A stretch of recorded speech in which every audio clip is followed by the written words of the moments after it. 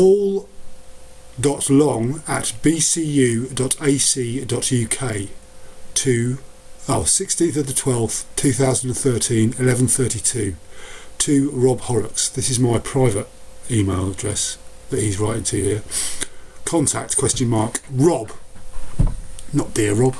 Rob, you'll know I've been trying for a while to get in touch about your studies. BCU will now be sending final notification that we intend to withdraw your registration. However, and while you have not responded, I'd still like to find a means to aid you in finishing your studies if you are interested in that conversation.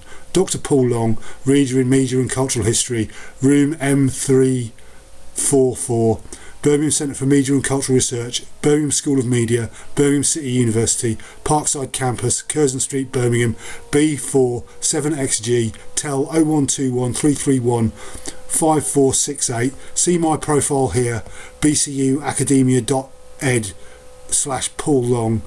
AHRC funding for arts and humanities, doctoral research training via Midlands Three Cities Doctoral Training Partnership, http blah blah blah blah, midlands3cities.ac.uk/midlands-3-cities/index.aspx.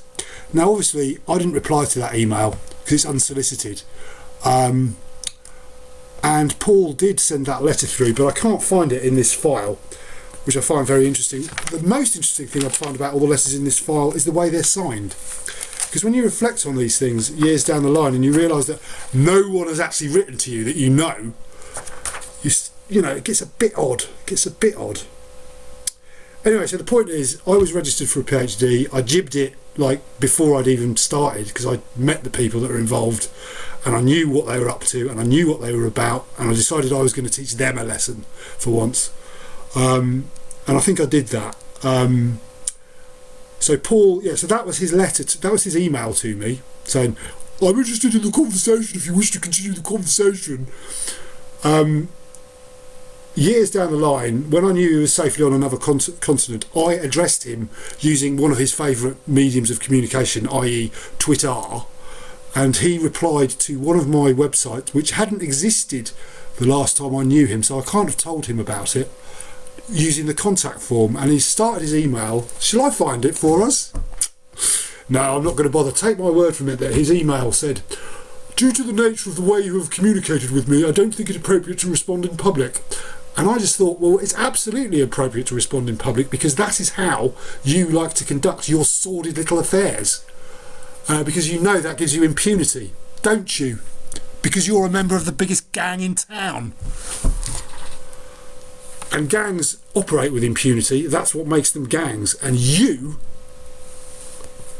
Fuck.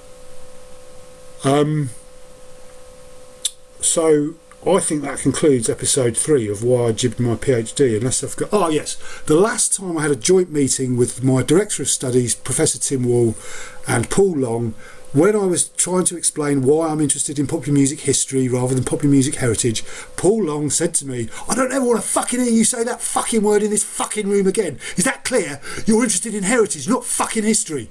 Now, I might have exaggerated the number of fucks in there, but I tell you this, there was at least 3. No, there was at least 2. There was at least 2 fucks in that room. Him and him. I'm a cunt.